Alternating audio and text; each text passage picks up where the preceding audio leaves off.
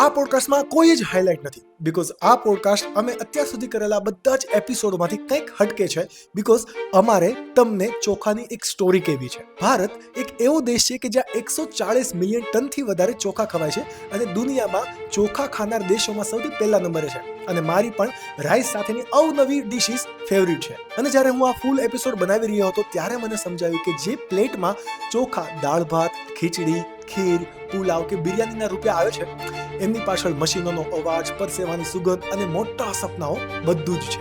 અને આજની આ આકાશવાણી ઓરિજિનલ સિરીઝમાં હું તમને સુરતના largest kolam and basmati rice મેન્યુફેક્ચરરના પ્લાન્ટમાં જઈને બતાવીશ કે ચોખા તમારી પ્લેટમાં આવતા પહેલા કઈ કઈ પ્રોસેસમાંથી પસાર થાય છે. આ રાઈસ પોલિશિંગ એન્ડ મેન્યુફેક્ચરિંગ બિઝનેસમાં કેટલા રૂપિયાનું રોકાણ થાય, કેટલો પ્રોફિટ માર્જિન બને અને આખો બિઝનેસ કઈ રીતે ઓપરેટ થાય. આ બિઝનેસમાં કેટલા રિસ્ક ફેક્ટર છે, કેટલી ખોટી માન્યતાઓ છે અને કઈ રીતે સેલ્સ જનરેટ થાય. અને જે આપ સૌને જોવું ગમે છે કે કોઈ પણ વ્યક્તિ શૂન્યમાંથી સર્જન કરીને કઈ રીતે પોતાની એન્ટરપ્રેન્યોરશિપને આગળ વધારે. તો આ સ્પેશિયલ દાયિત્વ બ્રાન્ડના એપિસોડમાં તેમના ફાઉન્ડરની સ્ટ્રગલ સ્ટોરી પણ છે કે જે તમને દિલથી કનેક્ટ પણ કરશે અને મોટિવેટ પણ કરશે. અમારી ઓડિયન્સના પર્સપેક્ટિવથી આ અમારા માટે એક રિસ્ક પણ છે, બટ રિસ્ક લેવા અમને ગમે છે.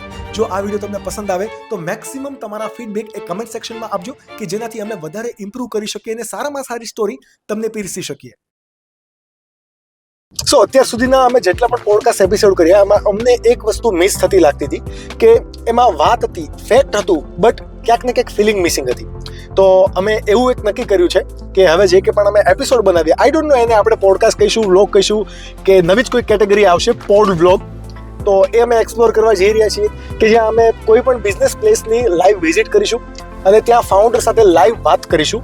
જે પોડકાસ્ટમાં ક્વેશ્ચન્સ હોય છે એમાં જ કંઈક ક્વેશ્ચન્સ કરીશું ને આઈ ડોન્ટ નો કે ત્યાં જઈને આપણે શું એક્સપ્લોર કરીએ, because this is not scripted, this is totally and 100% organic. Stay tune with this episode.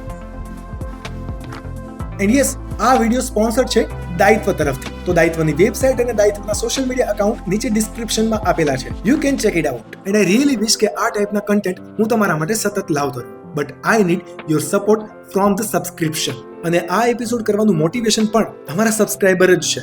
તો તમે બધા જ અમારા માટે ઇમ્પોર્ટન્ટ છો. સો અંકિતભાઈ, બેઝિકલી અમારો ઇન્ટેન્શન આ એપિસોડ કરવાનો એ છે કે અત્યાર સુધી અમે જે પોડકાસ્ટ કરી રહ્યા હતા એ બધા અમે એક સ્ટુડિયોમાં કરતા હતા, બટ અમારી ઓડિયન્સને હવે બધી જ વસ્તુ લાઈવ દેખાડવી છે. અને જે પ્રમાણે અમે રિસર્ચ કર્યું એ પ્રમાણે કે દુનિયાની અંદર જો સૌથી વધારે ધાન ખવાતું હોય તો એ ચોખા છે. So let's explore દાયિત્વ.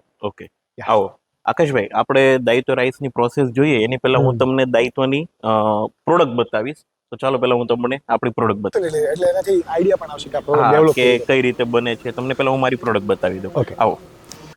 તો આ દાયિત્વ રાઈસના ગોલ્ડન સેલા બાસમતી રાઈસ છે, જે બિરયાની માટેના સ્પેશિયલ છે. ઓકે. દાયિત્વના 1121 વ્હાઇટ સેલા બાસમતી રાઈસ છે. ઓકે. દાયિત્વના 1509 બાસમતી રાઈસ છે. ઓકે. દાયિત્વના પ્રીમિયમ વાળા કોલમ રાઈસ છે, જે આ સ્પેશિયલ તમારે દાળ ભાત માટે છે, દાળ ભાત માટે છે, રોજિંદા જીવનમાં આપણે યુઝ કરી શકીએ. બટ આ બધા જે 1121 સેલા, બરોબર, આ વાળા, આ બધા નામ કઈ રીતે પડે? નામ એમના જે પાક છે, એનું બિયારણ છે અને એના જે દાણા નાના મોટી એની સાઈઝ છે.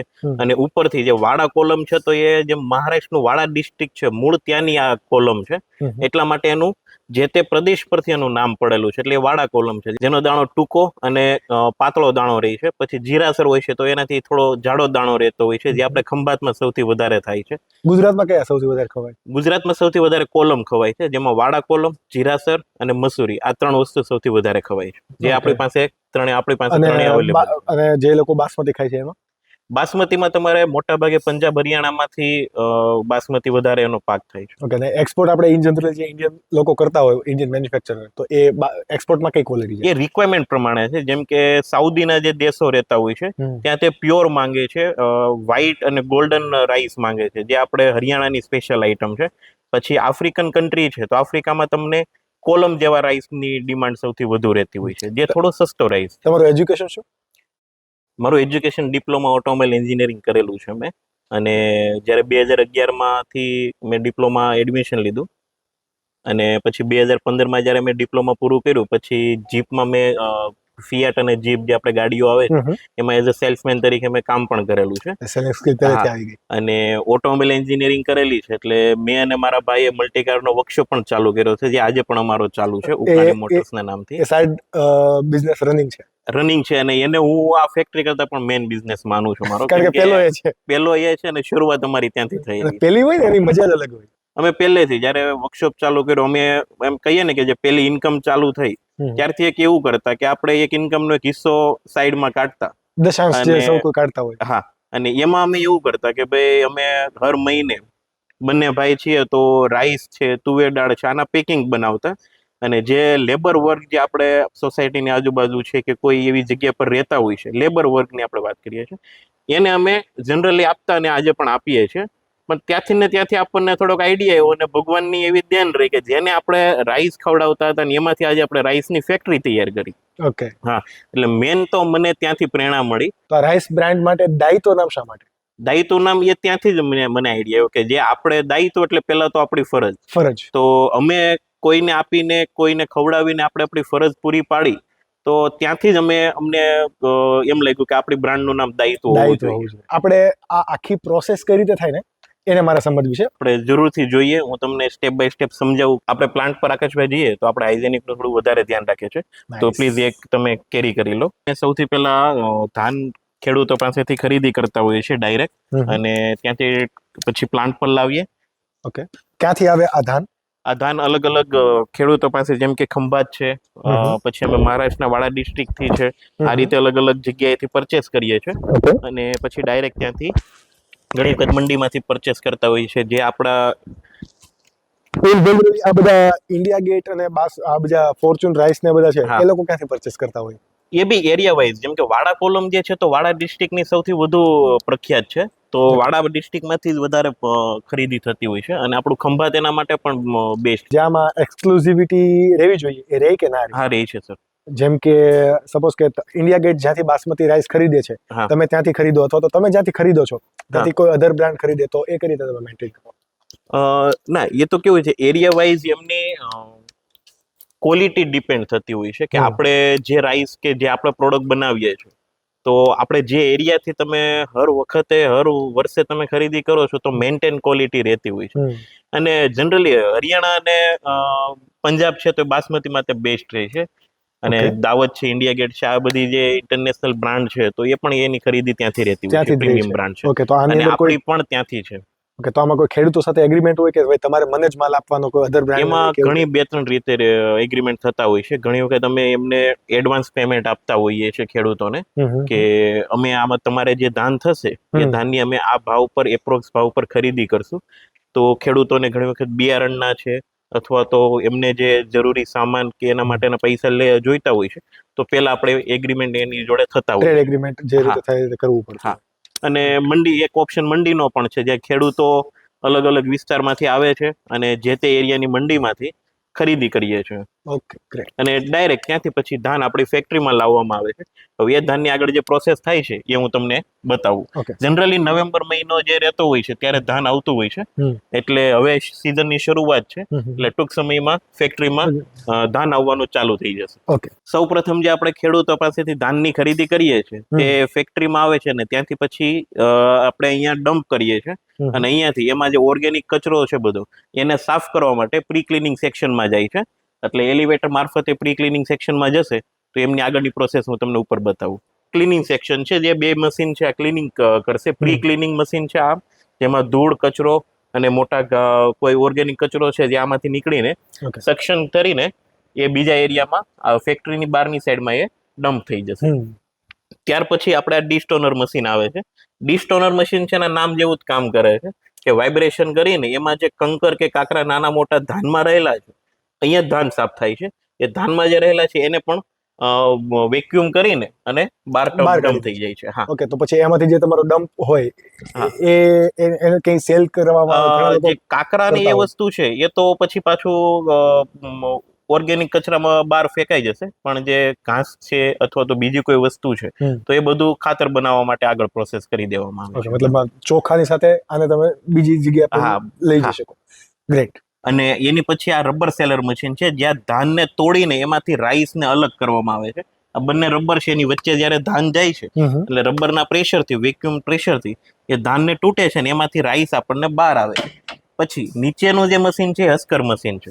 એટલે હસ્કરમાંથી જે ધાનને તોડીને દાણો બહાર કાઢ્યો, બાકીની જે હસ્ક વધી છે એ હસ્કને વેક્યુમ કરીને બહાર ડમ્પ કરી દેવામાં આવે છે અલગ જગ્યાએ, અને જે રાઈસ રહેલો છે રાઈસ આગળ માટે ચાલ્યો જાય. હા, જે ધાન આપણે રબર સેલર મશીનમાં તો ધાનને તોડીને એમાંથી જે દાણો બહાર કાઢેલો છે, તો ઘણા એવા દાણા છે જેમાં ધાન પાસ થઈ જાય છે, તૂટતું નથી. એટલે એ આગળ જઈને આપણે આ સેપરેટર મશીનમાં આવે. સેપરેટર મશીનનું કામ એ જ છે કે ધાન અને દાણાને અલગ અલગ કરીને, દાણા હશે તો એમને આગળ મોકલે છે પોલીસ સેક્શનમાં, અને ધાન હશે તો એને ફરીવાર પાછું હસ્કર મશીનમાં, રબર સેલર મશીનમાં ફરીવાર મોકલી આપે છે. એટલે આ સેપરેટર મશીનનું એ કામ છે. મને બહુ બધા ક્વેશ્ચન્સ થાય છે, બટ હું અત્યારે તમને નથી પૂછતો, તમે આખી મને પ્રોસેસ કરો. ઓકે. બીકોઝ હું ઘણી બધી વસ્તુ ઓબ્ઝર્વ કરું છું અને એને હું આપણે ધીમે ધીમે તમને વન બાય વન ક્વેશ્ચન્સ કરું. Okay sir. હવે જે દાણા આપણે સેપરેટર મશીનમાંથી જે રાઈસના દાણા આપણે આવેલા છે, હવે એમને પોલિશ કરવામાં આવે છે જેથી એની વ્હાઇટનેસ બહાર આવે છે. તો પોલિશ મશીન માટે આપણી પાસે 2 વ્હાઇટનર છે અને એક સિલ્કી છે. આ 3 મશીન જે છે એનો પોલિશ સેક્શન કહેવાતો રહેતો હોય છે. તો વ્હાઇટનરમાં 2 પથ્થર વચ્ચે દાણાને ઘસીને જે રાઈસના દાણા આપણી પાસે આવ્યા છે એ બ્રાઉન રાઈસ રહેતા હોય છે, તો એને આપણે વ્હાઇટ કરવા માટે આ પોલિશ સેક્શનમાં લાવવામાં આવે છે. ઇન જનરલી જ્યારે કોઈ પણ રાઈસ હોય, આપણે વાત સાંભળતા હોય કે ભાઈ એની અંદર કેમિકલ વડે પોલિશિંગ કરવામાં આવે, અથવા તો જે ચમકતો દાણો હોય એ ના ખવાય, આપણે આવું બધું સાંભળીએ છીએ. તો એક્ઝેક્ટલી પોલિશિંગ થાય કઈ રીતે? એમાં એક તો કોઈ કેમિકલ યુઝ નથી થતા, એ નેચરલ જે દાણો રહેતો હોય છે બ્રાઉન કલરનો રાઈસ, એમને આ બંને વ્હાઇટનર મશીન છે તો આ મશીનમાં વારાફરતી જે આપણે એમાંથી પસાર કરીને એમાં 2 પથ્થરની વચ્ચે દાણાને પોલિશ કરવામાં આવે છે. એટલે દાણાની ઉપર, રાઈસના દાણાની ઉપર જે બ્રેન પાવડર જે રહેલો હોય છે એને દૂર કરવામાં આવે છે, અને એની અંદરથી તમને જે પછી જે રાઈસ નીકળે છે એ પ્યોર ચમકદાર વ્હાઇટ દાણો રહેતો હોય છે. ઇન જનરલી જે માર્કેટમાં અત્યારે મિથ ફેલાયેલી છે કે ભાઈ ચમકદાર દાણો એટલે કેમિકલ પ્રોસેસ કરેલો, ઇઝ ધેટ રાઈટ, કે પછી આપણે ખાલી એક પ્રોસેસ નથી કરતા? એ રાઈટ પણ છે, કેમ કે ઘણી વખત કોઈ દાણાને ચમકતો બનાવવા માટે એની ઉપર કેમિકલ પ્રોસેસ કરવામાં પણ આવે છે. પણ અહીંયા અમે એ વસ્તુ કહીએ છીએ કે આ જે પથ્થરની વચ્ચેથી જે પસાર થાય છે અને જે પોલિશિંગ, એની જે શાઇનિંગ મળે છે એ નેચરલ શાઇનિંગ કહીએ છીએ, એની પર કોઈ કેમિકલ પ્રોસેસ નથી થતું. પણ કોઈ સસ્તા રાઈસ હોય છે તો એની ઉપર કેમિકલ પ્રોસેસ કરીને ઘણી એવી જગ્યા છે જ્યાં એ વસ્તુ બહાર મોંઘા ભાવે વેચવામાં આવે છે.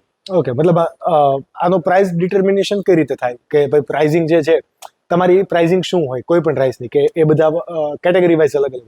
કેટેગરી વાઇઝ અલગ અલગ રહેતી હોય છે. પછી તમે જે ધાનની ખરીદી કરો છો એ ધાન કેટલા પર્સન્ટેજ એમાંથી રાઈસ નીકળો, પછી આ પોલિશ મશીનમાં જ્યારે જાય છે તો એમાંથી ઘણા દાણા તૂટી જાય છે, તો એ બ્રોકન કેટલા પર્સન્ટેજ નીકળ્યું છે. પછી તમને હેડ રાઈસ કેટલા પર્સન્ટેજ નીકળ્યું છે, એમ હેડ રાઈસ જે આખો દાણો છે પૂરો દાણો, હા, તો એ હેડ રાઈસ કેટલા પર્સન્ટ નીકળે છે એની પરથી તમારે રાઈસની પ્રાઇસ નક્કી કરી શકીએ છીએ. ઇન જનરલ દાયિત્વમાં શું પ્રાઇસ રેન્જ હોય? દાયિત્વમાં કોલમ રાઈસ જે રહેતા હોય છે એ 65 થી લઈને 70 સુધી રહેતા હોય છે, અને એમાં પણ એજ વાઇઝ બહુ મેટર કરે છે. કેમ કે જ્યારે રાઈસ અમારી ફેક્ટરીમાં આવે છે, ધાન એને રાઈસ બનાવીએ છીએ, પછી એમને મોટું આપણે 8 થી 9 મહિના એમને સંગ્રહ કરી રાખવો પડે. કારણ કે આપણે ઇન જનરલી સાંભળતા પણ કે ભાત ચોખા કેટલા જૂના છે, આવું જૂના હોય એટલે વધારે, જેટલા જૂના હશે એટલો ચોખ્ખો એ સારો બનશે અને છૂટો બનશે. એટલા માટે તો પેલો જે આખું સ્ટીકી જે રાઈસ છે, લોંદો આપણે જે કાઠિયાવાડી ટિપિકલ ભાષામાં કહીએ, ખીચડી થઈ જશે. હા, કોલમ રાઈસ ને આપણે જો નવા ચોખા હશે અને ડાયરેક્ટ બનાવીશું તો એ ખીચડી થઈ જશે. આઈડિયલી ચોખા કેટલા જૂના હોવા જોઈએ? ઓછામાં ઓછા 9 થી 10 મહિના તો રહેવા જોઈએ. 8 થી 10 મહિના એક એનો પીરિયડ છે, એમાં જૂના થતા. દાયિત્વમાં જે બધા ચોખા આવે, આપણે જયારે કોઈ પણ ખેડૂત પાસેથી ધાન લઈને આવીએ તો એ 8-9 મહિના આપણે અહીંયા સ્ટોર કરીએ કે પોલિશ થઈ ગયા પછી સ્ટોર કરીએ? ના, અમે એને પોલિશ થઈ ગયા પછી, ગ્રીડિંગ થયા પછી અમે એને સ્ટોર કરીએ છીએ. અને જ્યારે એમને, એ હું તમને આગળ સમજાવીશ કે જે કસ્ટમરના ઓર્ડર આવે છે તો ઓર્ડર આવ્યા પછી અમે એને સોટેક્સ કરીએ છીએ અને પછી કસ્ટમરને ફાઇનલ પેકિંગમાં આપીએ છીએ. તો આપણે નેક્સ્ટ પ્રોસેસ જોઈએ. વ્હાઇટનેસ જે છે આપણે વ્હાઇટનરમાં આવી ગઈ. તો હવે જે તમને ચમકદાર શાઇનિંગ દેખાણી, એ આપણે વોટર જેટ સિલ્કી જે શાઇન મશીન છે એની અંદર જશે. એની પર બહુ જ હલકા પ્રમાણમાં પાણીનો એક છાંટો ઉઠશે દાણા પર, અને એમને ઘસીને એની પર શાઇનિંગ લાવવામાં આવશે. કોઈ કેમિકલ, એકબીજા દાણા એકબીજાની સાથે ઘસાશે અને એમની શાઇનિંગ આવશે. ઓકે, પણ તો આનાથી ન્યુટ્રિશન વેલ્યુ ડાઉન થાય ઘસાવાથી, એવું કઈ ખરું? ના, એનાથી કોઈ વસ્તુ ડાઉન નથી થતી. ખાલી ઉપરનો જે બ્રેન પાવડર છે રાઈસનો, એ પાવડર એની ઉપરથી હટે છે એટલે શાઇનિંગ બહાર આવે છે. આ એક નેચરલ, આમ કહીએ તો પથ્થર વડે નેચરલ પ્રોસેસ છે, કોઈ કેમિકલ યુઝ નથી થતું ત્યાં. તો આપણે જેમ આગળ વ્હાઇટનર અને સિલ્કી પછી જે પ્રોસેસ થાય છે, એટલે કે વ્હાઇટનેસ આપણે જે જોઈએ છીએ દાણા પર આવી ગઈ, તો હવે એમની પછી એમાં ઘણા દાણા તૂટી ગયા છે આ પ્રોસેસ દરમિયાન, ને ઘણા દાણા હેડ રાઈસ રહ્યા છે, એટલે કે આપણો મેઇન દાણો રહ્યો છે જે આપણે આગળ કસ્ટમરને આપણે આપવાનો છે. તો હવે એ દાણાને અલગ કરવાનો છે, તો એના માટે ગ્રેડિંગ પ્રોસેસ છે.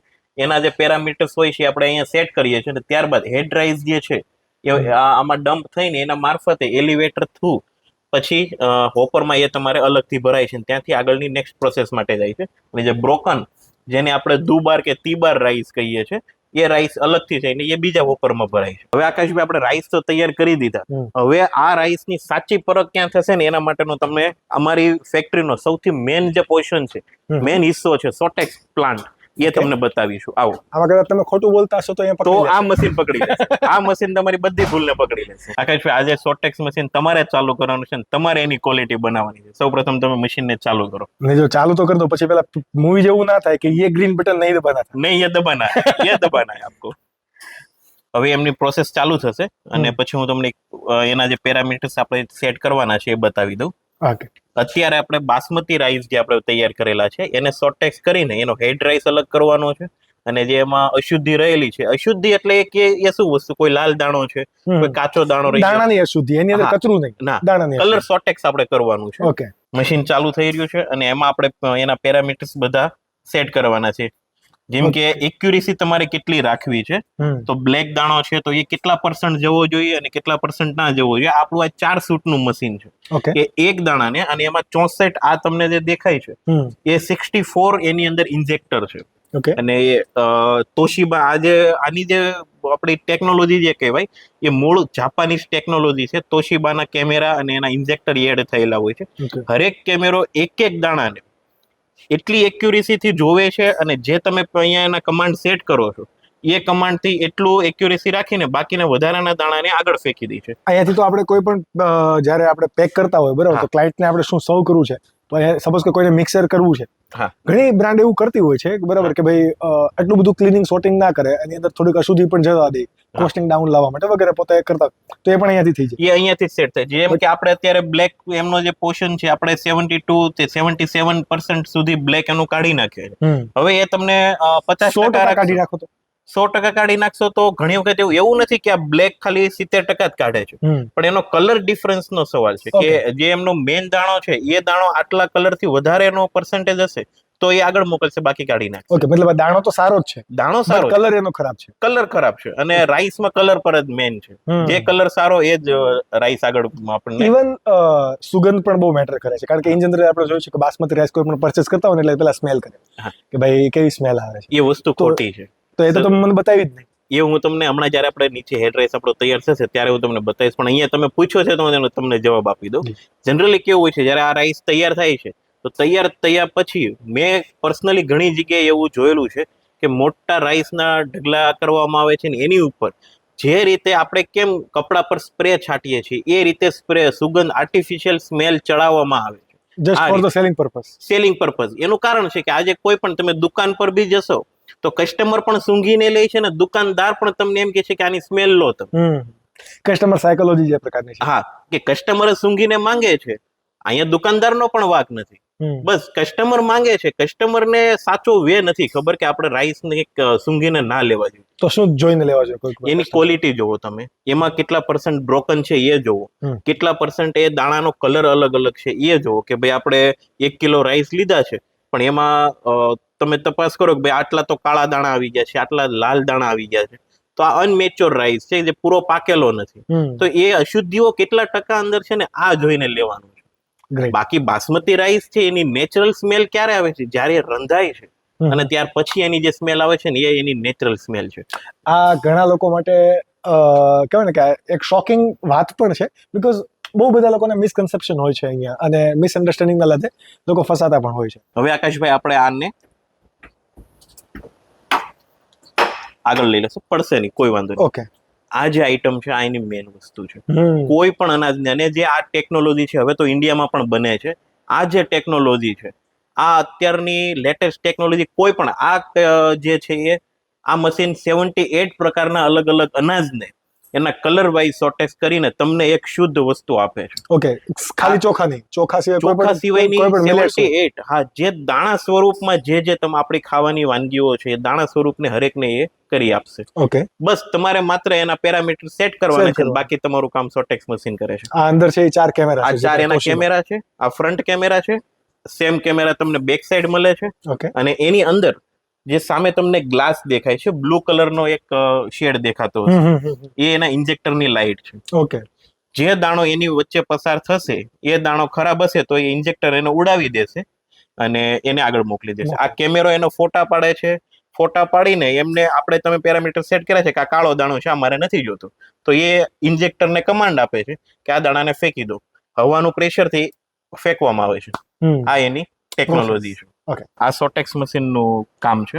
ઓકે. એમાંનો જે લાલ દાણો હતો, જે વધારે પાકી ગયેલો દાણો હતો, અનમેચ્યોર રાઈસ હતો, કોઈ કાળો બધા દાણો અલગ થઈ હતો, એ અલગ થઈ ગયો. તમને આ ફાઇનલ પ્રોડક્ટ તમારા ઘરે આ બધા ગોલ્ડન બાસમતી રાઈસ. આ ગોલ્ડન બાસમતી રાઈસ છે. Okay. Same process white basmati rice છે, વાડા કોલમ છે, જીરાસર છે, આ બધામાં સેમ પ્રોસેસ લાગુ પડે છે. ઓકે, આટલી મોટી ફેક્ટરી તમે કરી, બરાબર, ટોટલ ઇન્વેસ્ટમેન્ટ કેટલું છે? મોટું ઇન્વેસ્ટમેન્ટ 6 થી 7 કરોડની વચ્ચેનું છે. ઓકે, અને સપોઝ કે કોઈ પાસે 6 થી 7 કરોડ રૂપિયા પોતાની પાસે નથી, હા. બરાબર, તો આમાં બેંક સપોર્ટ, ગવર્મેન્ટ સપોર્ટ કઈ રીતના હોય? ગવર્મેન્ટ સપોર્ટ પણ ઘણા છે, જેમ કે સબસિડીઝ છે. આપણે સુરત મેટ્રો સિટીમાં રહીએ છીએ તો 10% કેપિટલ સબસિડી છે. એટલે કે સુરત હા, સુરતમાં જો તમારું આપણને જે મળેલી છે, એરિયા વાઇઝ ગવર્મેન્ટના રૂલ્સ અલગ છે, ઓકે, પણ મિનિમમ સુરત માટેનું વાત કરું, 10% તમને કેપિટલ સબસિડી મળી જાય છે. પછી તમને ઇન્ટરેસ્ટ સબસિડી પણ મળે છે, અને ઇલેક્ટ્રિસિટીમાં પણ તમને સબસિડી મળે છે. ઇન્ટરેસ્ટ સબસિડી 5 થી 6% સુધીની છે. એમાં અલગ કેટેગરીઝ છે, પણ મિનિમમ 5% સુધીની ઇન્ટરેસ્ટ સબસિડી છે, કે જે તમે લોન લીધી છે તો 5.5 થી 6% તો તમને ગવર્મેન્ટ હર 6 મહિને કે હર 12 મહિને તમને રિફંડ આપી દેશે સબસિડીના સ્વરૂપમાં. અને કેપિટલ સબસિડી છે, તમે જે લોન લેવ છો એના જે પર્સન્ટેજ એના ક્રાઇટેરિયામાં આવતા હોય છે એ તમને રિટર્ન મળી જાય છે. ઓકે, ગવર્મેન્ટ મતલબ જે સ્ટેટ ગવર્મેન્ટ કે સેન્ટ્રલ ગવર્મેન્ટ આમાં બીજી કોઈ સબસિડી આપે? બંને રીતેની સબસિડી છે. સેન્ટ્રલ ગવર્મેન્ટની પણ અલગ છે અને સ્ટેટ ગવર્મેન્ટની પણ અલગ છે. ટોટલ આપણે જે તમે ફેક્ટરી ઇન્સ્ટોલ કરી, બરાબર, એની અંદર તમે ટોટલ કેટલું ઇન્વેસ્ટમેન્ટ થયું તમારું? 6 થી 7 કરોડ. ઓકે, 6 થી 7 કરોડ રૂપિયા, બરાબર. તો 6 થી 7 કરોડની અંદરથી ગવર્મેન્ટ સબસિડીને બાદ કરીએ તો પછી તમારા નેટ ઇન્વેસ્ટમેન્ટ કેટલું હોય? તો પણ આપણે ગણી શકીએ કે લોન, મશીનરીઝની લોન રહેતી હોય છે, અને ગવર્મેન્ટ સબસિડી મોટી તમે સમજો કે 10% સુધીની મળી ગઈ છે. ઓકે, હા, અને ઇન્ટરેસ્ટ સબસિડી 5.5% સુધીની મળે છે. ઓકે. ઇન જનરલી આટલું મોટું રોકાણ કર્યા પછી તમારી આરઓઆઈ કઈ રીતે આમાંથી ક્રિએટ થાય? આરઓઆઈમાં અમે 2 રીતે કામ કરીએ છીએ, કે B2B માં પણ કામ કરીએ છીએ અને B2C માં પણ કામ કરીએ છીએ. અમે મોટા ભાગે ફોકસ અમારો B2C માં વધારે રહેતો હોય. શા માટે? કે ભાઈ ડાયરેક્ટ કસ્ટમરને અમારી પ્રોડક્ટ આપવી છે, અને ડાયરેક્ટ ફેક્ટરીથી? ડાયરેક્ટ ફેક્ટરીથી. અત્યારે તમારું કોઈ રિટેલ આઉટલેટ કે પછી ફેક્ટરી આઉટલેટ એવું કોઈ ખરું? ના, અમારું કોઈ રિટેલ આઉટલેટ કે ફેક્ટરી આઉટલેટ નથી. અમે ડાયરેક્ટ ફેક્ટરીથી સપ્લાય કરીએ છીએ. બટ ઇઝ ઇટ પોસિબલ કે ભાઈ લોકો ખરીદે ડાયરેક્ટ? સપોઝ કે તમારી ફેક્ટરી તો સુરતથી ખાસ એવી દૂર છે, હા. તો તમે અલગ સિટીની અંદર કે જ્યાં અર્બન લોકો રહે છે એ લોકો તમે અફોર્ડ કરી શકશે, રાઈટ? તો એ લોકો કઈ રીતે ઓર્ડર કરે? આખી પ્રોસેસ કઈ રીતની અમારે સમજ? B2C ના હિસાબથી, એટલે કે જ્યારે તમે આકાશભાઈ આ બિઝનેસમાં આવો નહીં ને ત્યાં સુધી અમને પણ એવું થયું હતું કે આ કઈ રીતે પોસિબલ છે. પણ અમારે આ ફિલ્ડમાં 2 વર્ષ થઈ, અમે B2C માં જે બિઝનેસ કરીએ છીએ એ રીતે. અને ખાલી સુરતનો તમને એક્ઝામ્પલ લઉં તો સુરતમાં અમે કોઈ એક અલગ જગ્યા પર આવું મતલબ વેરહાઉસ બનાવેલું હોય છે, ત્યાંથી અમે એરિયા વાઇઝ ડિલિવરી બોય રાખેલા હોય છે. જેમ અમારી વેબસાઇટ અથવા તો વોટ્સએપ પર ઓર્ડર આવે છે તો અમે ડાયરેક્ટ ડિલિવરી બોયને મળે છે, ત્યાંથી ડિલિવરી બોય ડાયરેક્ટ કસ્ટમરના ઘર સુધી પહોંચાડે છે. B2C નો અત્યાર સુધી કેટલા ઓર્ડર આવે છે? અત્યાર સુધી જનરલી સુરતની ખાલી હું વાત કરું તો સુરતમાંથી અમને હર ડેઈલીના 50 થી 60 ઓર્ડર ડેઈલીના રહેતા હોય છે. કેટલા કિલો માલ કહેવાય પ્રોડક્ટ? 5 કિલો રહેતા હોય છે, પણ મોટા ભાગે વધારે 30 કિલોના પેકિંગ વધારે રહેતા હોય છે લોકો હોમ ડિલિવરી માટે. ઇન જનરલી મેં છે ને અત્યારે એવું નોટિસ કર્યું છે કે બહુ બધી બ્રાન્ડ અત્યારે B2C ઉપર અથવા D2C ઉપર જાય છે. એ લોકો B2B માં બિઝનેસ કરવા કરતા D2C માં પોતે બ્રાન્ડ બનવા માંગે છે, અને એમાં પોતાને ઇઝ ઓફ ડુઈંગ બિઝનેસ દેખાય છે. તમે B2B માં શા માટે ના ગયા? કેમ ડાયરેક્ટ B2C? B2B માં અમે શરૂઆતમાં ગયેલા હતા. જ્યારે અમે ફેક્ટરી 2 વર્ષ પહેલા ચાલુ કરેલી, એટલે અમે B2B માં પણ ગયેલા હતા. પણ ત્યાં અમને એવો અનુભવ પણ થયો, કડવો અનુભવ પણ થયો કે ભાઈ નહીં, આપણી બ્રાન્ડની વેલ્યુ નથી મળતી. ખાલી માત્ર B2B માં તમને જે આપણે એમ કહીએ કે ભાઈ હોલસેલ વાળાની પાસે જાઓ તો પ્રાઇસ થી મેટર કરે છે. તમે ક્વોલિટી શું આપો છો એનાથી કોઈ મતલબ નથી. અને અમારું દાયિત્વનું જે મેં તમને પહેલા કીધું કે અમારો હેતુ આ વસ્તુનો છે, અમારે સારી પ્રોડક્ટ આપવી છે. તો એ અમારો હેતુ અમે ખુલીને કહીએ છીએ. હોલસેલ વાળાની પાસે ખાલી માત્ર પૈસા પર વાત થતી હતી. તમારી ક્વોલિટી શું છે એના પર કોઈ વાત નહીં થતી હતી. એટલા માટે અમે પછી ડાયરેક્ટ B2C માં ગયા અને ડાયરેક્ટ કસ્ટમરને અમે જાતે અમારી બ્રાન્ડ ડેવલપ કરીએ, પોતાનો ફેસ યુઝ કરવાનો અને કસ્ટમર સુધી પહોંચાડવાનો. આ અમે અમારો ટાર્ગેટ. મેં અહીંયા આવવાનું હતું ને એ પહેલા મેં તમારા સોશિયલ મીડિયા અકાઉન્ટ જોયા અને આઈ વોઝ વેરી સરપ્રાઇઝ કે પોતે જ અત્યારે ફાઉન્ડર થઈને પોતે જ પોતાની પ્રોડક્ટનું માર્કેટિંગ કરવું, આ સૌથી મોટામાં મોટી અત્યારની સ્ટ્રેટેજી છે. અને બિંગ અ માર્કેટિંગ કન્સલ્ટન્ટ અમે લોકો પણ આવું લોકોને સજેસ્ટ કરતા હોઈએ કે ભાઈ તમે જ પોતાના ધંધાનો ચહેરો બનો, એનાથી તમારી પ્રોડક્ટ પણ વેચાશે અને તમારી પ્રોડક્ટ સાથે તમારું બ્રાન્ડ પણ બનશે. રાઈટ અંકિતભાઈ, અત્યાર સુધી તમે આ નો ડાઉટ એક્સપાન્શન તો કર્યું, ફેલિયર તમે કેવા અનુભવ્યો? ફેલિયર તો ઘણા અનુભવ્યા છે. જેમ કે અમારી જ ફેક્ટરી છે, તો ફેક્ટરી જ્યારે મેં ચાલુ કરી તો કોઈ બીજી જગ્યા પર હતી અને પહેલી જ સિઝનમાં અમારું ધાન જ્યાં પડેલું હતું તો ફેક્ટરીમાં 2-3 સાઈડથી પાણી આવવા લાગ્યા અને ત્યારે અમારી સિઝન હતી, ધાન પલળેલું અમારું. એટલે એમ સમજો કે એકવાર ધાન પલળશે એટલે એ તમારે સીધું ખાતર માટે જ આપી દેવાનું છે, એમાંથી કોઈ રાઈસ તૈયાર નહીં થાય. એટલે આ ફેલિયર પણ અમે જોયા છે. અને જ્યારે એમાં પણ પાછું વધારે એવું કે હજી તમે ચાલુ કર્યું છે, તમે હજી સેલિંગમાં એટલું થયા નથી, તમે સામે પ્રોફિટ લીધો કંઈ, બસ આ ફેલિયર. એટલે અમે ચાલુ સિઝનમાં અમે 5 મહિનામાં અમારે ચેન્જ કરવું પડ્યું. 5 મહિના અમારી ફેક્ટરી બંધ રહી, અમારું કોઈ પ્રોડક્શન ચાલુ ના રહ્યું અને ત્યાંથી અમે બધા ટોટલ મશીનરીઝ ને એવું ફેરવીને અહીંયા ચેન્જ કર્યું. એમાં ખર્ચો થયો. કેટલો ખર્ચો થયો અંદાજિત ફેરવવામાં આપણે 17 થી 18 લાખનો ખાલી સ્ટ્રક્ચરના ખર્ચા છે, ટ્રાન્સપોર્ટેશન છે, આ બધી વસ્તુનો થયો અને જે માલ બગડેલો હોય આ બધી વસ્તુ થયું. એ તો વસ્તુ ટોટલ 17-18 લાખ રૂપિયા તો 17-18 લાખ તો ખાલી અમારે ચેન્જ કરવાના ગયા. ખાલી પાણી ટપકતું હતું એના લીધે. માલનું તો અમે પછી ગણતરી જ નથી કરી કે ભાઈ હવે શું એમાં એકવાર પલ્લી ગયું છે તો નીકળી ગયું છે. બટ અત્યારે ફરીથી તમે જે આખો નવો સેટઅપ કર્યો, અંકિતભાઈ આ બધા મશીન જે છે એ બધા ઇમ્પોર્ટેડ હોય કે મેડ ઇન ઇન્ડિયા છે? નહીં, મેડ ઇન ઇન્ડિયા છે. આપણે હૈદરાબાદમાં સુરી કંપની કરીને છે, સુરી એન્જિનિયરિંગ, અને આપણો total plant made in India છે, કોઈ વસ્તુ બહારની નથી. જેમ કે મેં તમને સોટેક્સ ની વાત કરેલી, ટેકનોલોજી જાપાનીઝ હતી પણ બને છે આપણે મેડ ઇન ઇન્ડિયા. એટલે મેડ ઇન ઇન્ડિયા છે total. Made in India product મતલબ મશીનરી પણ મેડ ઇન ઇન્ડિયા છે, પ્રોડક્ટ આપણી જે છે મતલબ જે ધાન ઉગે છે એ પણ મેડ ઇન ઇન્ડિયા છે અને આપણે તમારા કસ્ટમરને પણ મેડ ઇન ઇન્ડિયા આપો છો. કોઈ પણ બિઝનેસ હોય એમાં કોમ્પિટિશન તો હોવાની જ, બરાબર? તમારા બિઝનેસમાં તમારા માટે કયા એવા આઈડિયલ કોમ્પિટિટર છે? આઈડિયલ કોમ્પિટિટરમાં હું ઇન્ડિયા ગેટ અને દાવતને જ માનું છું. કેમ? કારણ કે એ એક પ્રીમિયમ પ્રોડક્ટ આપે છે ને એ લેવલની. એમણે આજે ઘર સુધી ઇન્ડિયા ગેટ પણ છે, દાવત પણ છે, અને મારે ઘર સુધી દાયિત્વ પણ પહોંચાડવું છે. ઓકે, દાયિત્વમાં ખાલી ચોખા કે ચોખા સિવાય પણ હજી દાયિત્વમાં હાલ અમે તુવેર દાળ અને ચોખા લાવેલા છે. નેક્સ્ટ યર થી અમે એમાં અલગ પ્રકારના અનાજ એડ કરીશું, અલગ ગ્રેન એડ કરીશું. અંકિતભાઈ, કોઈ પણ બિઝનેસ માટે પ્રોડક્ટ જ્યારે સેલ થાય ને ત્યારે એનો આખો મની સાયકલ કે પછી ટર્નઓવર ત્યારે જ થતું હોય. જો મશીનરી ખાલી ચાલી રહેશે, પ્રોડક્ટ અહીંયા પડી રહેશે તો ધીરે ધીરે ડેડ સ્ટોક બની જશે, બરાબર? અને પ્રોડક્ટ સેલ કરવા માટે સૌથી મોટું હથિયાર આજના સમયમાં હોય તો એ માર્કેટિંગ છે, રાઈટ? તમે તમારા બિઝનેસમાં કઈ રીતે માર્કેટિંગ કરો? માર્કેટિંગ માટે આજના સમય પ્રમાણે સોશિયલ મીડિયા છે સૌથી વધારે છે. તમારે ડાયરેક્ટ કસ્ટમર સુધી પહોંચવું હોય તો સોશિયલ મીડિયા સૌથી મેન છે. એટલે અમે અમારી પ્રોડક્ટ અને અમારી સ્ટ્રેટેજી જે છે અમે 100% સોશિયલ મીડિયાથી કસ્ટમર સુધી પહોંચીએ છીએ અને કસ્ટમરને અમારી પ્રોડક્ટ બતાવીએ છીએ અને એના થકી જ અમને વોટ્સઅપ છે, ઇન્સ્ટાગ્રામ છે, એના થકી અમને ઓર્ડર મળે છે અને અમે કસ્ટમર સુધી પહોંચીએ છીએ. અને પછી મેન ટ્રાન્સપરન્સી છે. જેમ કે આજે જેમ કે તમારો ફોન અમને આવેલો કે આપણે ફેક્ટરી વિઝિટ કરવી છે, પ્રોસેસ બતાવવી છે, તો મેં આજે બંધ કરીને પણ આપણી પ્રોસેસ શું કામે બતાવી છે? કારણ કે જે હું માનો કે જેમ કે ઘી છે, આજે તમે અવારનવાર હર બીજા ત્રીજા દિવસે જોતા હોય છો કે કોઈ જગ્યાએથી નકલી ઘી બનતું, ડુપ્લિકેટ વાળા બધી પ્રોડક્ટ મળે છે. હર બીજા ત્રીજા દિવસે આપણને આપણા જ આસપાસના વિસ્તારોમાંથી મળી આવે છે. તો એ તો કોઈ પ્રોસેસ બતાવતા નથી કે આ બને છે, પેલું બને. તો અમે તો ઓરિજિનલ આપીએ છીએ, સાચું વસ્તુ આપીએ છીએ ને સારી વસ્તુ આપીએ છીએ. તો અમે તો શું કામે ના બતાવીએ? એટલે એટલા માટે અમે તમને કીધું કે તમે આવો, મોસ્ટ વેલકમ છે. અને પ્રોસેસ અને પ્લાન્ટ જોઈએ, પ્રોડક્ટ જોઈએ અને કસ્ટમરને આપણે આ વસ્તુ બતાવીએ કે આ રીતે તમારી પ્રોડક્ટ તૈયાર થાય છે.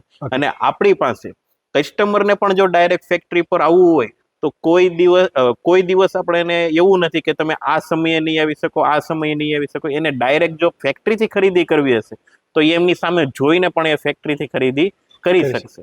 ઓકે, અને સેકન્ડ રીઝન હું તમને કહું કે તમારા હમણાં અમે પેકેજિંગ જોયા તો પેકેજિંગની ડિઝાઇન મને ગમી કારણ કે તમે જ્યાં સુધી લોકોને પ્રીમિયમનેસ તમારા પેકેજિંગથી નહીં આપો, બીકોઝ પ્રોડક્ટ તો અંદર છે, હા. લોકો ક્યારે જો ખરીદવાના છે, એનું પેકેજિંગ કેવું છે એના માટે. તમારું પેકેજિંગ મટીરિયલ જે કંઈ પણ હોય એ કઈ રીતે તૈયાર થાય ને ક્યાંથી બને ને કેટલો મિનિમમ ઓર્ડર હોવો જોઈએ? પેકેજિંગ મટીરિયલ અમારું રાજકોટમાં અમે તૈયાર કરાવીએ છીએ અને અલગ અલગ ઘણા બનાવે છે. અમે રાજકોટમાં અમને એમની ડિઝાઇન અને એનું જે મટીરિયલ છે, જેમ કે BOPP બેગ છે, તો 30 કિલોની જે બેગો રહેતી હોય છે એ સ્પેશિયલ અનાજ કઠોળ માટે સૌથી વધારે ચાલે છે અને એમાં સેફ પણ રહી છે.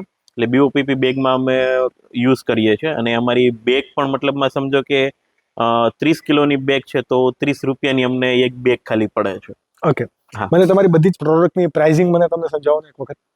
જેમ કે પ્રાઇસમાં હું અત્યારે તમને વાત કરું તો પ્રાઇસ તો કેવું છે કે ડેલી ચેન્જ થતી હોય છે, પણ આજની જે પ્રાઇસ છે હું તમને જણાવું કે ભાઈ વાડા કોલમ છે તો 65 રૂપિયા અને 70 રૂપિયા બે રીતની છે. કે જે તમે 30 કિલોનો કટ્ટો લેવ છો તો તમને 65 રેટ લાગે છે.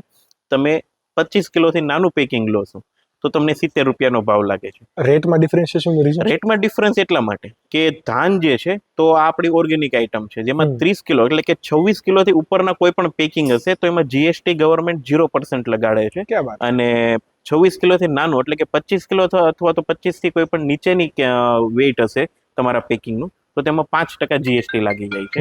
એટલા માટે તમારે આ 65 રૂપિયા અને 70 રૂપિયા આ પ્રાઇસનો ડિફરન્સ આવે છે 30 કિલો અને 24 કિલોથી નાના પેકિંગમાં. ઓકે અંકિતભાઈ, ઇન જનરલી આપણે કોઈ પણ ફર્સ્ટ જનરેશન એન્ટરપ્રિનરની વાત કરતા હોઈએ ને ત્યારે હંમેશા એની મનમાં બહુ બધા ડાઉટ હોય, બહુ બધા રિસ્ક ફેક્ટર હોય, બહુ બધા ચેલેન્જીસ હોય, બહુ બધી કમ્ફર્ટ ઝોન એને તોડવાની બાકી હોય, બરાબર? તમે પણ ફર્સ્ટ જનરેશન એન્ટરપ્રિનર છો, તમે કઈ રીતે આ બધું બ્રેક કર્યું? એ એક ઇમોશનલ સ્ટોરી છે. હું તમને બને એટલું શોર્ટમાં કહેવાની ટ્રાય કરું કે આપણે 90sના આપણા ફાધર જે હતા તો પેલા એક એવી કહેવત હતી અને એક સમાજમાં એક એવું બનેલું હતું ઘટના આખી, અને એવી પ્રોસેસ હતી કે ભાઈ તમારા ફાધર પાસે એટલે કે તમારી પાસે પૈસા નથી એટલે તમને નથી કઈ ખબર પડતી. આવી એક સીધી માન્યતા. તમને 5 લોકો કોઈ પૂછે નહીં કે તમારામાં કોઈ રસ ના ધરાવે એ રીતે. એટલે ધીમે ધીમે જેમ મેં કીધું ને કે હું 2011માં જ્યારે મેં 12th પછી ડિપ્લોમા કરેલું છે, 10 પછી નથી કરેલું, અને 12th પછી ડિપ્લોમા કરેલું છે ત્યારે સુરતમાં એક જ ઓટોમોબાઈલની કોલેજ હતી, ભગવાન મહાવીર. અને મારે જવું હતું ઓટોમોબાઈલમાં. મને ઘણા એવી શિખામણ પણ દીધેલી કે ભાઈ કેમિકલ કરી લે ને તને એમાં મળે છે. મારું 72 મેરિટ પણ હતું, કેમિકલ કરી લે ને એમાં મળે છે, પણ કેમિકલનો મારો વિષય જ નહીં હતો. પણ કેવા વાળા તો કહી દે કે ભાઈ તમારી પાસે પૈસા નથી એટલું પહોંચાયું તો કરી લે ને ભાઈ, એમ પછી ગમે ધંધો કરી લેજો એમ. તો આપણે પછી ત્યારે એક વ્યક્તિ મારા જીવનમાં આવી, જે મારા જીજુ છે.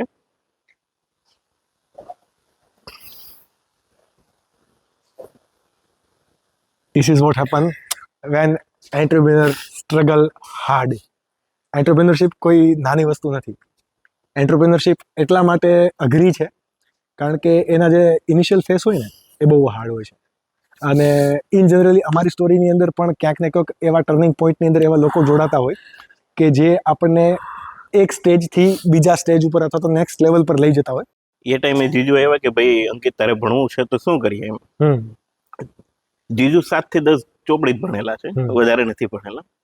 એટલે એમણે કીધું તારે ભણવું છે. મેં કીધું હા, પણ કચ્છમાં મને મળતું હતું. કચ્છમાં એન્જિનિયરિંગ? હા. તો પછી મેં કીધું ત્યાં નથી કરવું, ત્યાં કરીએ તો એની તો પ્રોબ્લેમ આપણી જ રહેવાની કે ફી માટે પૈસા નહીં હોવા કે અધર કોઈ પણ ઇસ્યુ એમ. પછી એમણે કીધું કે તારો કાકાનો છોકરો છે એ ડિપ્લોમા કરેલું છે. એમણે એના સેન્સથી કીધેલું કે ભાઈ કઈ રીતે લઈ જવું એમ, કે તું ડિપ્લોમા કરી લે ને. ડિપ્લોમા અહીંયા સુરતમાં આપણને ભગવાન મહાવીર કોલેજ છે તો ત્યાં તમને મળી જાય છે, તો તું ઓટોમોબાઈલ તો ત્યાં કરી લે. એટલે મને ત્યારે એવો વિચાર આવ્યો કે ભાઈ મેં તો 12 કમ્પ્લીટ કર્યું, 12 સાયન્સમાં 72% મેરિટ. હવે હું ડિપ્લોમામાં જાઉં તો મારા ફ્રેન્ડ છે, અધર પરિવાર, એક તો પરિવારના લોકો છે કે કરતા જ રહી કે ભાઈ 12 કરીને ડિપ્લોમા કરવું તો પછી 11-12 શું કામે કર્યું, સાયન્સ શું કામે કર્યું, અને આપણી ગણતરી કેવી છે કે નીચામાં થઈ જાય એમ. એટલે પછી જીજુ એમ કીધું એ બધું તું જોડ ને મારી પર એમ. એમણે કીધું કે નહીં, આપણે કરવું છે, તારે ભણવું છે, મારે ભણાવવો છે. પપ્પા જોડે વાત કરી ત્યારે મારી દીદીને જે સગાઈ થઈ હતી એટલે એની પણ ઘરેથી જીજુના ઘરેથી બી બધા ના પાડે કે ભાઈ હજી તમારી સગાઈ થઈ છે, તારા શાળાને તું સાથે કામ પર રાખીશ અથવા તો તું એની રીતે તમે બંને સાથે કરશો, તારાથી કઈ મિસ્ટેક થઈ જાય, આપણા સમાજમાં કેવું હોય તરત સંબંધ તૂટી જાય. હા, આ બહુ મોટો રિસ્ક હા. હોય. એટલે જીજુ કીધું એ મારે જોવું છે ને એમ. હમ. એટલે ત્યારથી એને આપણી કેપેસિટી પારખી લીધેલી. એટલે પછી એમણે ભગવાન માયરમાં મને એડમિશન Admission. લેવડાવ્યું અને પછી એમણે એમ કીધું કે જો હું તારી પર કોઈ ઉપકાર નથી કરતો, તારે તારા રીતે રસ્તા પર તૈયાર થવાનું. કે ભાઈ કઈ રીતે કરો, તો કે તું પાર્ટ ટાઈમ તો તું મારી ત્યાં જોબ કરે, પાર્ટ ટાઈમ તારું કોલેજનું પતાવ, તું મારે ત્યાં જે જોબ કરે એની ઉપર તને જે સેલેરી આપું એ તારે ફી ભરી દેવાની. એટલે ધીમે ધીમે પછી એ રીતે 3 વર્ષ નીકળી ગયા. પછી વચ્ચે હું પછી ટ્યુશનમાં એઝ આસિસ્ટન્ટ તરીકે બી જોબ ચાલુ કરી. અને પછી 2014નો સમય એવો જેમાં ભાઈએ પોતાએ વર્કશોપ ચાલુ કર્યું. મારું બી ઓટોમોબાઈલ એન્જિનિયરિંગનું લાસ્ટ યર હતું, એટલે 2015માં મારું પૂરું થવા આવી ગયું. બંને પૂરું, મેં ઓટોમોબાઈલ એન્જિનિયરિંગ પૂરું કર્યું, ભાઈ જ્યાં જોબ પર શીખતો હતો એમને બી 4 વર્ષ થઈ ગયેલા. પછી અમે બંને નિર્ણય લીધો કે હું કોર્પોરેટમાં, હવે મને જે જોયું ત્યારે આપ્યું કે તું એકવાર માર્કેટમાં જઈને અનુભવ કર. અવનિક છે મારો ભાઈ, એમણે ગેરેજ વર્કશોપ ચાલુ કર્યું કે ભાઈ, એમણે વર્કશોપ ચાલુ કર્યું. અને હું ફિયાટ કરીને જે કંપની છે ત્યાં હું જોઈન થઈ ગયો એમની જોડે. અને સેલ્સમાં કામ કરેલું, એટલે સેલ્સમાં ઘણો અનુભવ છે. ત્યાં સુધીમાં તો લગભગ કહીએ ને કે 3 વર્ષ મારા જીજુ જોડે રહ્યો હરેશ, તો કમ્પ્લીટલી મતલબ આપણને તૈયાર કરી દીધા કે માર્કેટ માટે રેડી. હા, હવે માર્કેટ માટે રેડી છીએ. કોઈ ફાઇનાન્શિયલ કોઈ ડિસિઝન લેવા છે કે કોઈ અધર કોઈ પણ વસ્તુ કરવી છે, પૈસા હાથ પર નથી પણ જીગર આપી દીધેલી એમ કે આ વસ્તુ તમને કઈ રીતે આપણે કરવાનું છે. પછી 2015થી ભાઈ વર્કશોપમાં આવેલો અને હું પછી સેલ્સ એક્ઝિક્યુટિવ તરીકે ત્યાં કામ કર્યું. બંને ભાઈએ અમે આજે બી અમારી સ્ટ્રેન્થ જે છે, અમે 3 લોકો છીએ, હું, મારો ભાઈ અને જીજા. જેમ મેં તમને કીધું ને કે આ ખાલી મારું એકનું સપનું નહીં હતું. એટલે જયારે જીજુએ આપણને તૈયાર કર્યા, એને પણ આખા સમાજની વિરુદ્ધમાં જઈને કામ કરેલું કે ભાઈ નહીં, આપણે, હું તો મારા શાળાને સાથે જ રાખીશ. અમે અત્યારે શાળો બનાવી તો સંબંધથી છે, પણ એકબીજાની મિત્રતા, એકબીજાનો મનથી જે જોડાયેલા હોય એ વસ્તુ સૌથી અલગ રહેતી હોય છે. ત્યારે અમારું સપનું હતું કે આપણે બધાને જોતા હોય કે કોઈ એમ કહેતા હોય કે હું ફેક્ટરીએ જાઉં છું, હું મિલે જાઉં છું, આ વસ્તુ બધા જતા હોય છે એમ. તો આપણી ફેક્ટરી ક્યારે, આપણી મિલ ક્યારે? તો જયારે આ સપનું જીજુએ જોયેલું, મેનિફેસ્ટેશન કરેલું, જે જોયેલું એ તારું ઊભું થઈ ગયું કે ભાઈ આપણી પણ પોતાની કોઈ પ્રોડક્ટ હોય, આપણી પણ પોતાની મિલ હોય. તો એના માટે આપણે સંઘર્ષ કરતા રહ્યા. જીજુએ આપણને શીખવાડી દીધું, આપણે પછી પગથિયે આગળ ચડતા રહ્યા. અને ધીમે ધીમે પછી વર્કશોપનો બિઝનેસ ચાલુ કર્યા, ઇન્સ્યોરન્સના બિઝનેસ ચાલુ કર્યા, અને એની જોડે જોડે અમે રાઈસ મિલ પછી બંને ચાલુ કરી. અત્યાર સુધી જીજુ મારા સપોર્ટમાં હતા, પણ હવે અમારો કોઈ બિઝનેસમાં પાર્ટનરશિપ નહીં હતી. પણ જે રાઈસ મિલ કરી અને એમાં બંનેનું સપનું હતું, એટલે બંનેની આમાં પાર્ટનરશિપ કરી અને પછી અમે અમારું આ જોઈન્ટ વેન્ચર રાઈસ મિલનું ચાલુ કર્યું. અને આટલી બધી સ્ટ્રગલ ખેડીને આવ્યા હોય ને, એટલે આઈ એમ ડેમ શ્યોર કે આ પ્રોડક્ટ લોકો સુધી હિટ પણ કરશે. અને સાચું તમે ખવડાવો છો, જે ટ્રાન્સપરન્ટ છે એટલે લોકોને પસંદ પણ આવશે, રાઈટ. અને આ જ વસ્તુ, અમારો ઇન્ટેન્શન પણ આ જ હતો આજના એપિસોડનો, કે આ અમને નથી ખબર અમે આ પોડકાસ્ટ કર્યો છે કે બ્લોગ બનાવ્યો છે, બટ અમને એ ખબર છે કે અમે એક સ્ટોરીને બહાર કાઢવાની ટ્રાય કરી છે. અને આ સ્ટોરીને જેટલા અમારા વ્યુઅર્સ છે એના સામે મૂકવાની ટ્રાય કરી છે. આમાંથી બહુ બધા લોકોને ઇન્સ્પિરેશન મળશે, બહુ બધા લોકોને હિંમત કરવાની એક ઓપોર્ચ્યુનિટી મળશે, અને બહુ બધા લોકો પોતાની કમ્ફર્ટ ઝોન તોડશે. કારણ કે અમારા બધાનું સપનું એક છે. જે રીતે તમારું સપનું ફેક્ટરી છે, અમારું સપનું વિકસિત ભારત છે. વિકસિત ભારતનો તમે શબ્દ વાપરો ના, કે એના માટે હું તમને એક વસ્તુ કહું કે જે આપણે 2047માં આપણા ભારતને વિકસિત ભારત જોવું છે, તો ખાસ કરીને આપણી જે જનરેશન છે એના માટે આ મેસેજ છે કે ડ્રગ્સ છે કે અધર કોઈ વસ્તુ છે, તમારે શોર્ટ રસ્તે શું કામે જવું છે કે કાલે જ પૈસા કમાઈ લેવા છે. આપણે હર વખતે હર દિવસે આપણે જોઈએ છે, આપણા સમાજના લોકોને પણ જોઈએ છે કે આ સ્કેમમાં પકડાણા, પેલા સ્કેમમાં પકડાણા, પેલાના પૈસા બૂસ મારી દીધા, કે આનો કરોડોનું કૌભાંડ કરીને. આ બધી વસ્તુ શું કામે કરવાની છે? અને આ વસ્તુ કરીને તમે તમારા મા બાપને કોઈને ખુશ નથી રાખી શકતા. ખાલી જરૂરી એવું નથી કે તમે તમારા ઘરનું, પણ જે વિકસિત ભારતનું સપનું છે તો એના માટે પણ એ જવાબદારી આપણી જ છે. તો એ વસ્તુ ઉપર વધારે ફોકસ કરો. કોઈને કોઈ તમને જે આવડે છે બિઝનેસને તમે બનાવો, ચાલુ કરો અને તમે પ્રોડક્ટ મૂકો, તમારી પ્રોડક્ટ સેલ થશે જ. આઈ હોપ કે તમને આ વિડીયોમાંથી ઘણી બધી વેલ્યુ મળી છે. જો તમને આ બિઝનેસ રિગાર્ડિંગ કોઈ પણ પ્રકારના સવાલ હોય કે અધર બિઝનેસ રિગાર્ડિંગ પણ સવાલ હોય તો પ્લીઝ નીચે કમેન્ટ બોક્સની અંદર આપી દેજો. અમે ટ્રાય કરશું તમારા બધા જ સવાલોને આન્સર આપવાની. અને જો તમને અમારા પોડ લોગની સ્ટાઇલ પસંદ આવી હોય કે જ્યાં અમે કોઈ પણ સ્કિલફુલ પર્સન પાસે જઈને તેમની ફેક્ટરી કે તેમના બિઝનેસને એક્સપ્લોર કરવાના છીએ અને તેમની સફળતાની વાત તમારા સુધી પહોંચાડવાના છીએ, તો પ્લીઝ અમારી આ ચેનલને સબસ્ક્રાઇબ કરી દેજો અને સ્ક્રીન પર જે વિડીયો આપેલો છે એ પણ જોજો, ક્યોંકि યે સ્કિલ કા મામલા હૈ.